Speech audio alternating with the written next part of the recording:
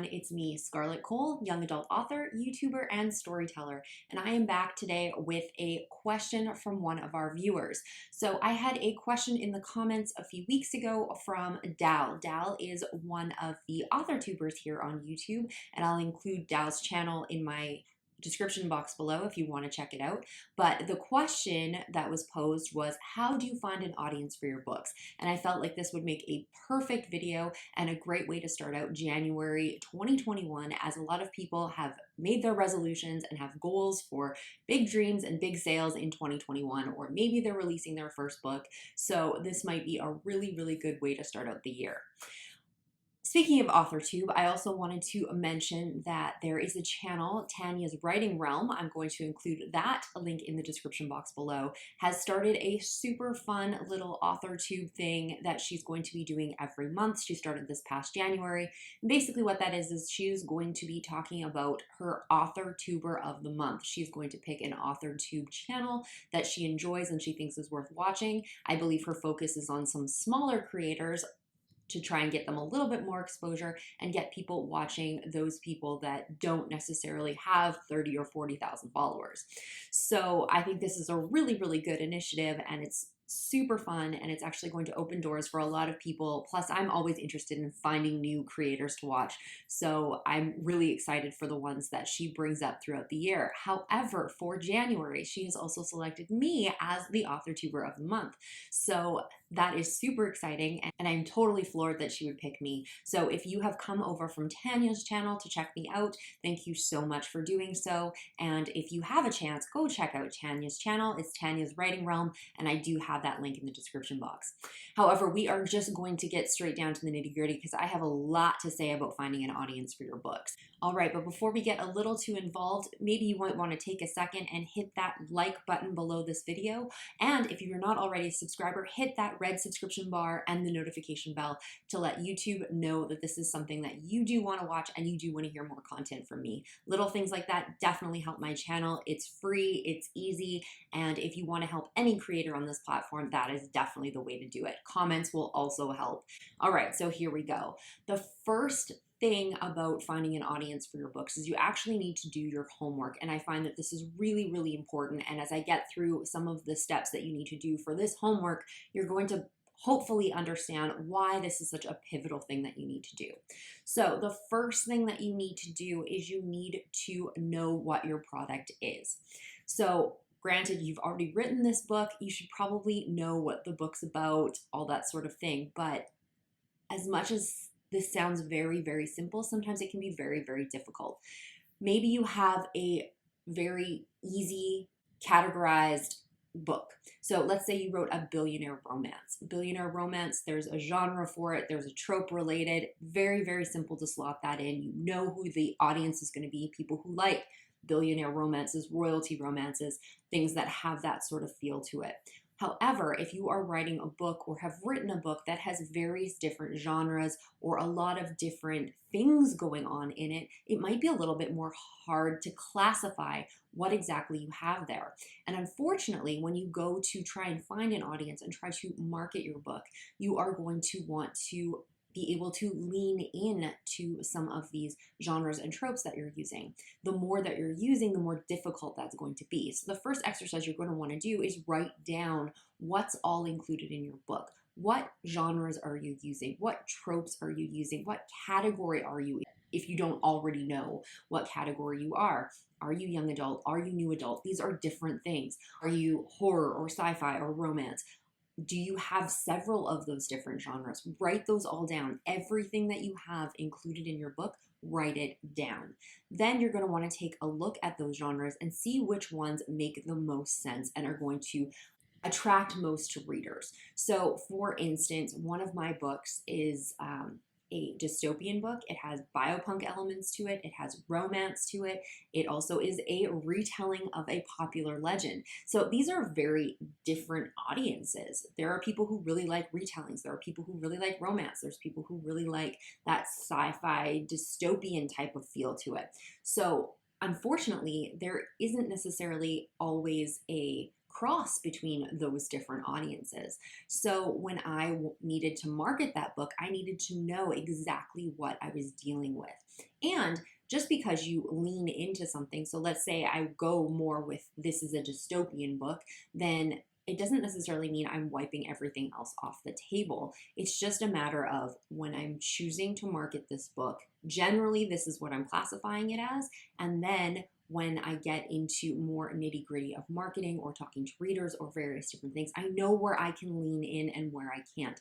Having every single genre and every little thing in all of your marketing and pitches and everything you do can get a little bit overwhelming for readers or turn them off. Some retelling readers aren't interested in certain topics. Some romance readers aren't interested in certain topics and vice versa. So when I'm talking to certain audiences, I'm going to talk about the government corruption and the pandemic and everything that's involved in my book. When I'm talking at, let's say, a romance conference, I'm going to talk about the sexy hero that's in my book. I'm going to talk about the swoony romance and the love triangle. That's the part that I'm going to focus on. I'm not going to ignore those other pieces, but I'm going to downplay them, and I'm going to lean in to more of those regular genre tropes and go to hit that particular audience. If you don't take the time to really understand what kind of product you have that you're trying to sell, then you aren't going to be able to find the right buyer for that product. And I know a lot of people are like, well, this is very businessy. Your audience is somebody you want to read your book, whether they pay for it, whether they get it from the library, whatever. They are a customer and you have a product to sell them. So you need to really analyze what product you have, how it's going to fit in what they want, and what you really have to deal with. There is actually a second prong to this, and you really also need to know where your warning labels sit. So there's basically three that I like to consider, and that is language, sex, and violence.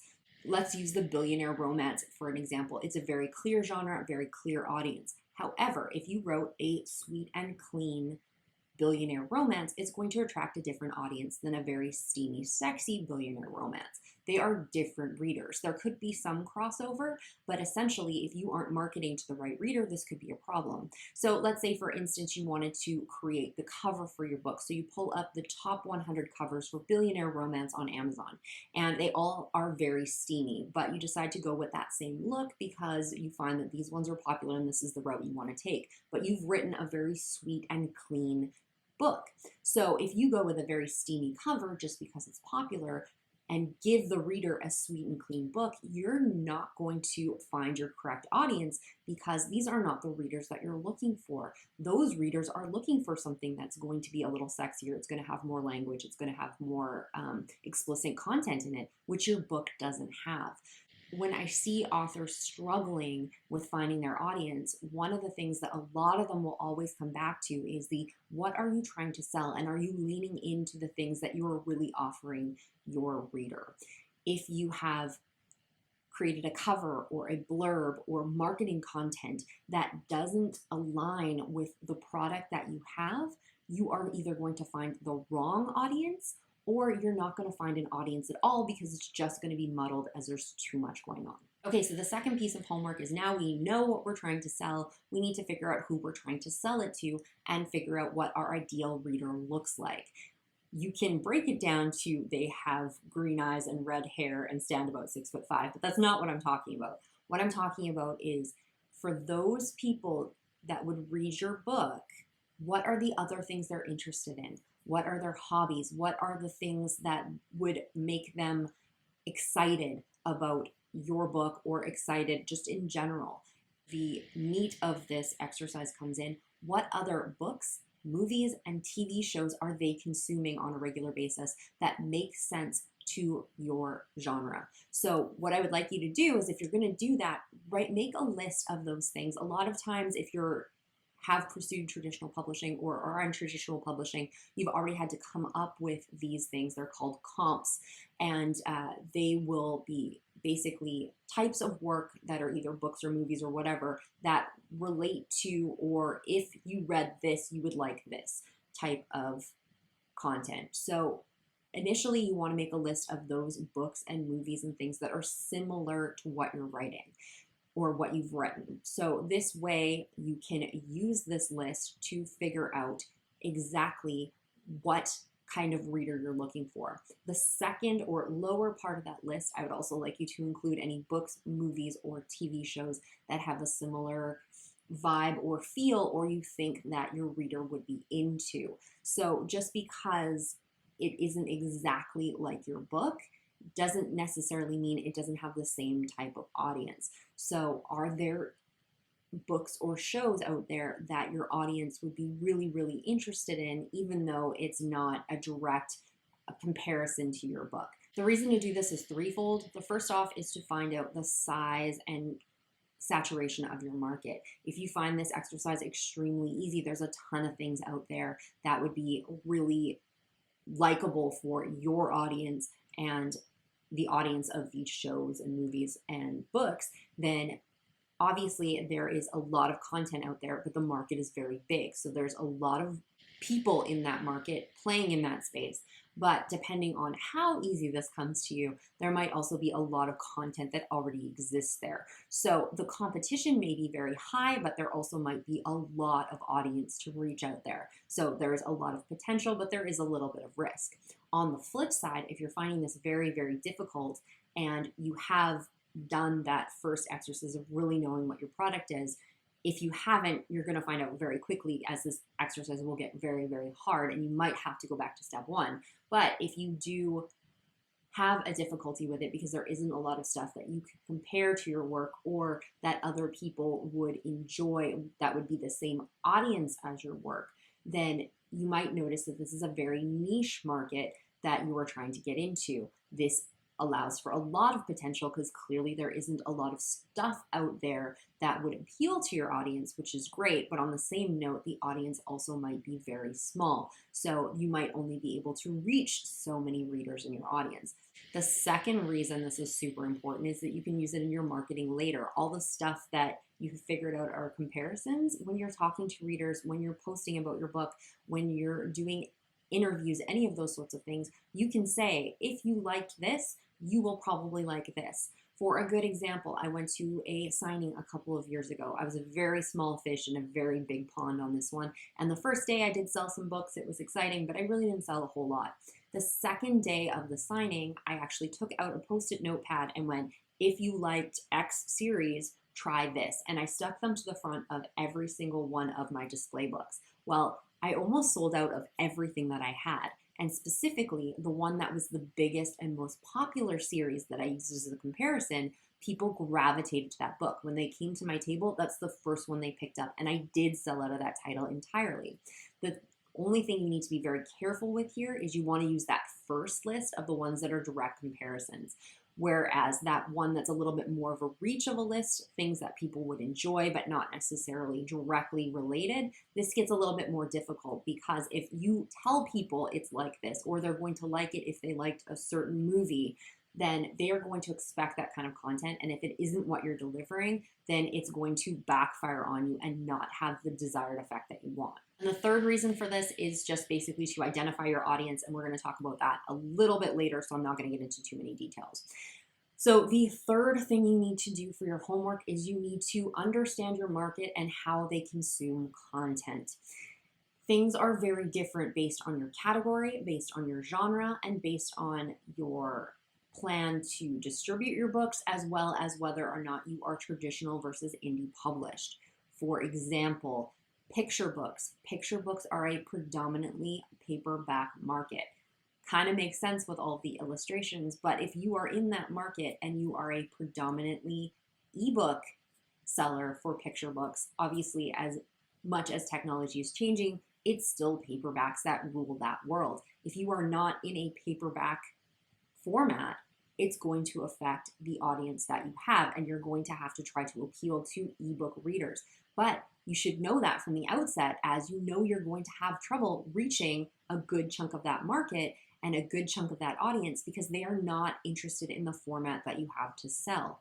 So your options are you can either change into a format that's a little bit more appealing, or you need to know that in your marketing and in your reach that you're trying to meet a very small part of that audience and exactly what part of that audience you're trying to find. Another example is in young adult. So with young adult, traditional young adult books are very different than independently published or self-published young adult books. In the traditionally published world, there is a heavy, heavy teen component, which makes sense because it's young adult, because these books are in bookstores and they're pushing it out to teen readers. Obviously, publishers aren't stupid. They are going to be going for that crossover audience. They know a lot of their readers are adults that just enjoy young adult content. However, there is a very, very high teen contingent. Whereas if you look at the indie or self-published market, the market is predominantly adults who enjoy young adult content. This can be because a lot of them are ebook first. They don't have the bookstore or library presence that a lot of teenagers gravitate and get their books from, because they don't have credit cards and they don't have access to ebooks as readily as an adult would, because they can't just one click these things unless it's been set up by a parent. So there's a lot of YA authors that know full well that they are not marketing to the teen market, even though it is classified as a teen book. They are appealing to adults, knowing up front that this is the market that you have is going to impact how you find your audience. So if you are an independent or self-published author and you really, really want that teen audience, you know you're going to have a little bit more of an uphill battle. The other thing with being wide versus in Kindle Unlimited, Kindle Unlimited and subscription readers, so this is a subscription service for books, read very differently than wide readers. Subscription readers are expecting more content quickly, like Netflix or Crave or any of those like Disney Plus kind of things. They're constantly putting out new content, and that's what they're expecting. So depending on what your strategy is, this could really impact the audience that you're looking for as well. Plus, different genres do better wide than they do in Kindle Unlimited and vice versa. So now you've essentially finished your homework, and you should have a really, really solid idea of what you're selling, who you're trying to sell to, and how they like to consume their content. At this point, you're going to want to take a look at your publishing plan and figure out if you are aligned with the things that you want. If horror readers, I don't know this for a fact, but if horror readers are predominantly paperback and you weren't planning to do paperback, do you want to pivot at this point, or do you want to go forward as just an ebook horror writer? Or do you need to make some changes here and there to go after the audience that you want? This is the time that you would probably want to make sure that your plan is in place, is in alignment with what you want to do before you start pursuing your audience, which is basically the next set of steps. So the first thing you want to do with your audience is you want to take all of that information and you want to observe. This could be a very short process or a very long process, depending on how much you were already engaged in the communities of which you were writing. So for instance, you wrote down that whole comp list of books and movies and TV shows that your audience would like. Where are they talking about these things online? Where are people engaging about books? You want to be in those spaces. You want to see what people are saying. You want to take a look. If it's on Instagram, what hashtags are they using? Write those down. You can use those later in your marketing. Use those same hashtags. How are they describing things? Use that verbiage. Go back to them with what they're already giving you when you do your marketing, so that it's going to tie into the culture of that particular audience. This is not the point where you want to be selling to people. Here you just want to be looking into what are they interested in? What are the new up and coming books and movies? How do these fandoms work in terms of their audience? What are the things they really, really don't like? What are the things that will appeal to them when you are trying to market and promote your book to them later on in the other steps? This is basically just learning your audience, who they are, and how they engage. This is maybe very simple. Maybe you are a very adamant romance reader and you write romance and you are basically writing exactly in the communities you already exist in. This could be a very quick process for you because you know exactly how these things work, because you are one of those people. If you are writing to an audience that you're not as familiar with, then this is going to be a little bit longer process because you really need to figure out who exists in this audience. The other thing you want to do at this stage is also observe the other creators in that space. So are there other authors that are promoting their books to this audience? What are they doing? What's working for them? What doesn't seem to be working for them? What is getting engagement on their social media? How are people reacting to those things? What's a new movie that people are really interested in? How are they talking about it? How are they hearing about it? These are the things you want to know. Obviously, you don't want to copy another author. You need to make things your own. But if there's certain techniques or strategies that they're using, it's definitely something that you could take and modify that works for you when you get later into your engagement and marketing with these people, because it's something that's already kind of working. It's not a guarantee, because some things that work for one author isn't going to work for another. But while you are observing your audience, you do want to see what's working for them and what other people and what other authors and writers are doing to engage and excite that audience. Now, once you have a handle on that audience, this is when you want to start engaging with them. You want to start making sure that you are discussing those things that you're good at. If you are in a horror group and you know things about horror, or you want to talk about the new movie that's coming up, or you want to talk about another author's book that you read, these are the things that are going to gain a little bit of that trust and that community that you're hoping for with some of your readers. These people are going to, start following you on social media. Maybe they'll sign up for your newsletter. Maybe these are the times when you can start dropping the fact that you have a book coming out, or that you do have a book that fits in this space.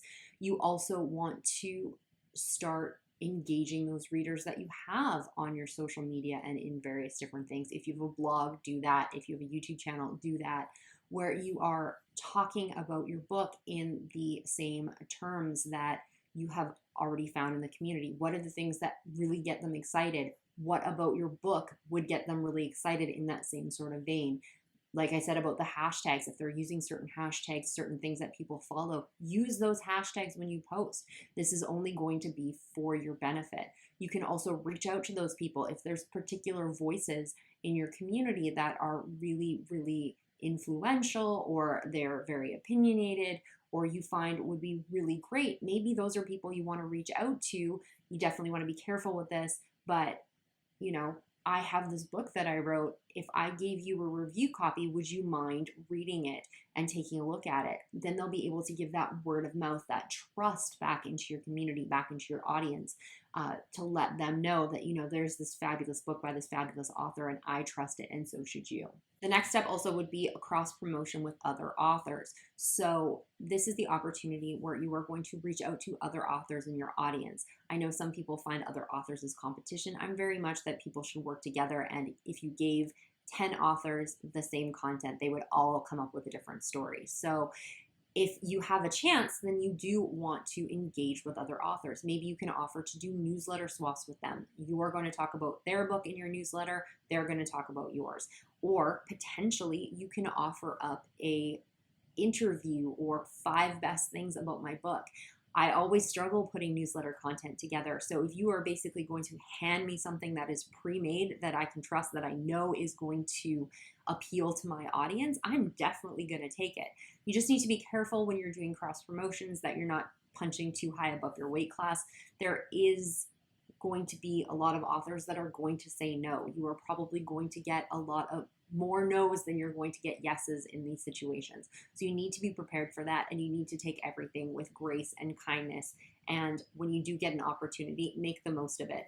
Maybe you can ask other authors to post about your book if it's just coming out. If somebody's willing to do that, it's going to reach their audience and possibly bring them into yours.